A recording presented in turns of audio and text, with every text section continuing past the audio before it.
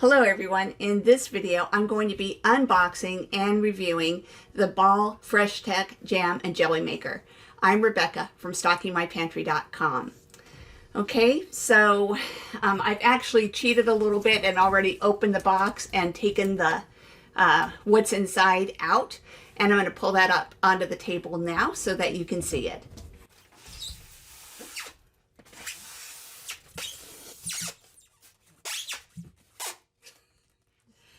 Okay, so you can see here it comes in styrofoam, and in the styrofoam there is the knob to the lid of the jelly maker, and so be careful not to throw that away.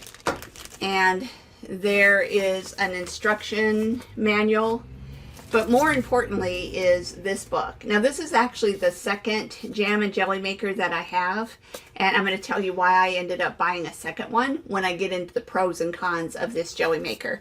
But anyway, this book that comes with it is a recipe book and a quick start guide, and it's kind of nice cardstock type of paper. The pages are thick and full color, and it looks pretty nice.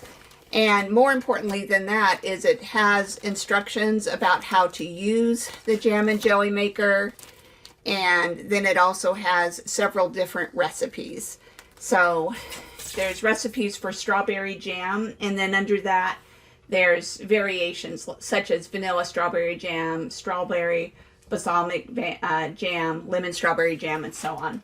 There's berry jam, peach jam, sweet cherry jam, pear jam, plum jam, apple jelly, grape jelly, pepper jelly, and pomegranate jelly. And not all, but a lot of them have variations on them. And there's also actually a couple of good cookbooks out that I'll link to that people have made that go specifically with this. They're not done by Ball, but they have some good recipes. All right, let's go ahead and take this apart very carefully. Pull the foam off, and I'm going to try to cut this without cutting the cord, because that would obviously not be good.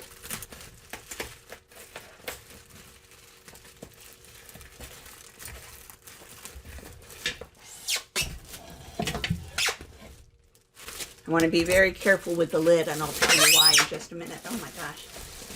Okay. Sorry about all the squeaking sounds. All right.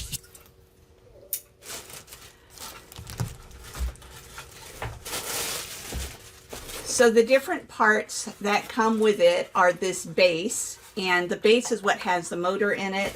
You can see there's a plug, and there's also the control panel that has a button for jam and one for jelly, cancel, enter, to where you can put in how much time plus or minus that you want to have.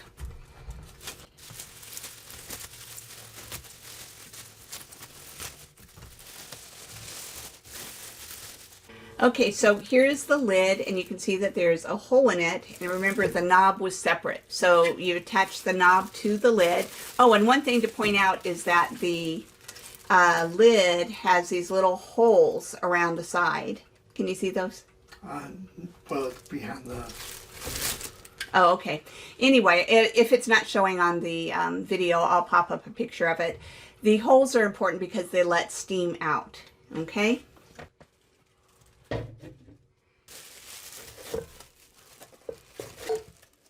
And then you have the other parts.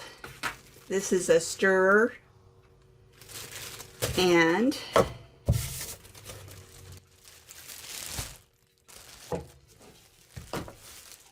this is a non-stick pot that fits onto the base, and then the stirrer goes like so. Okay, and then of course the lid goes on top of there. So that's basically what comes with it, and now I'm going to talk to you about the pros and the cons, and why I ended up buying two of these when I only really intended to have one. Okay, so now let's talk about the pros and the cons. Okay, so the primary thing that I like about this is that it's super, super easy to use. You know, I mentioned that you have there's a manual, and there's also this recipe book and quick start guide. I don't know if I ever even really looked at the manual because the quick start guide had enough information for me to get started. So basically, the way that it works is that you use pectin, fruit or juice, and sugar. That's all that you use to make jam. Now, unless you're using one of the more complex recipes, but that's the basic thing that's needed in every single recipe. One thing that's nice is a lot, if not all of the recipes in this book have a low sugar option and a full sugar option. Now, when you're making jam, even the low sugar has a decent amount of sugar, has quite a bit of sugar, but at least you can choose to use less sugar. Okay, so it's super easy to use. Basically, you put in the pectin, you dump in your fruit, and you push the button for jam, let's say. And then after 4 minutes, it's going to beep. And at that point, you add in sugar, and it continues the process from there. So it's not like there's, like say on an Instant Pot, there might be 10 different buttons, and it takes a long time to learn how to use it. This one is super quick and easy to learn. Okay, the thing that I like the most about this is that the ball jam and jelly maker does the stirring for you. Remember, there's this stirrer, and as soon as you hit start, this starts turning around. It starts stirring, and I'll pop up a picture so that you can see how it works. And what I like about that is that you don't have to stand over a hot stove when you're making jam. It does all the stirring for you. And I tend to have a lot of neck and shoulder issues, and so for me to stand over a stove and be stirring would cause me a lot of problems. So that's one reason I didn't make jam was because of that, and now I can do it because this little baby does all of the stirring for you. Now, one thing is that since it does all the stirring for you, you can do other things while it's working. So the only exception is that the first 4 minutes, after 4 minutes, that's when you add the sugar. And so it'll start running, and then after 4 minutes, it beeps, and that's when you pour in the sugar. And then you typically have, like, let's say 21 minutes to do other stuff while it's working away, and you could pretty well ignore it during that time. So that's very, very helpful. The other thing is that it maintains a perfect temperature. So you don't have to set it up or down or try to worry about it's right. It's automatically going to be the right temperature and maintain that the entire time. Another thing is because of it doing the constant stirring and maintaining the proper temperature is that you're near guaranteed success. I haven't had a failed batch yet. Now you could have a failed batch if maybe the pectin you used was old, or maybe you didn't measure the ingredients right, or some other thing like that. But it's pretty easy to have a successful batch that sets every time. Now, this is definitely not something that's in the instruction book, but you can use the jam and jelly maker for other things.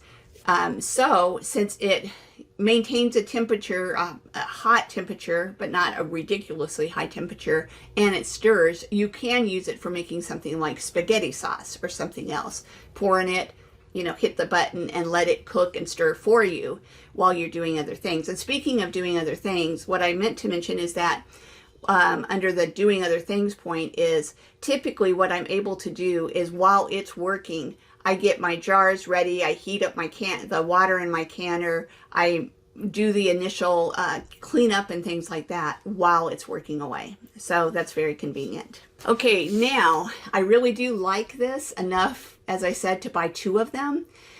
But there are a couple of things that I don't like about it. So the first thing is I talked about the lid and how careful you have to be with the lid. And the main reason that I have 2 of these is that I had one and I dropped the lid and it just shattered. And so you need to be super careful with the lid.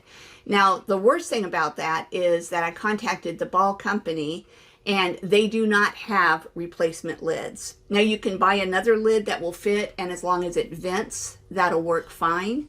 But if you're wanting to just replace the lid, at least at this time, you can't do that. And from what I understand, that's true of other parts, such as this. So, you know, you obviously, after you use it, you want to clean it up and put it away and make sure that everything's intact. And the way that I broke the lid is I didn't have this set on straight, and I had the lid on, and I was walking across my kitchen, and the lid fell off. So basically, if you're mindful of it, you probably won't have any problem with it. But if you do break it, you're going to have to hunt around to find a lid that'll fit, because you can't buy another one. Another thing is that this jam and jelly maker needs to cool down in between batches.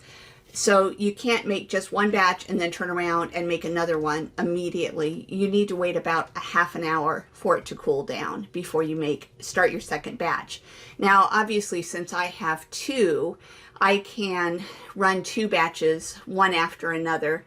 One thing that you can do is you can run one batch and start the second one about 15 minutes after the first one starts, and then by the time that you finish jarring up and everything, the one batch, then you're ready to do the other batch.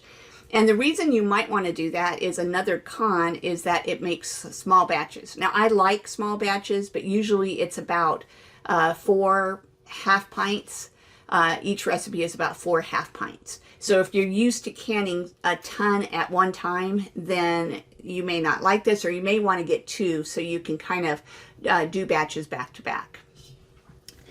Another thing is that you might think that this itself is a canner, and it is not a canner. It is just a jam maker. Think of it as being kind of like a smart pot that makes a jam for you, but then you still have to jar it up and can the jam, okay? I think that's about it for the things that I don't like about it. So my final verdict on this is that it's definitely well worth it, especially if you have small children, if you're just really busy, if you maybe are older or have any kind of mobility issues and you find it too cumbersome to stand over a hot stove making jam. This definitely makes it worth it. It's super easy to use, and it works really well. So in spite of the drawbacks, I think it's worth having one or two. And anyway, I hope that you will give it a try. I'm going to be posting some videos with me using this and making jam for you, so be sure to stay tuned for those. Well, I hope that you enjoyed this video. If you did, I would really appreciate it if you would like the video. And if you haven't already done so, if you would subscribe to my YouTube channel. Thanks so much, everyone. Have a great day.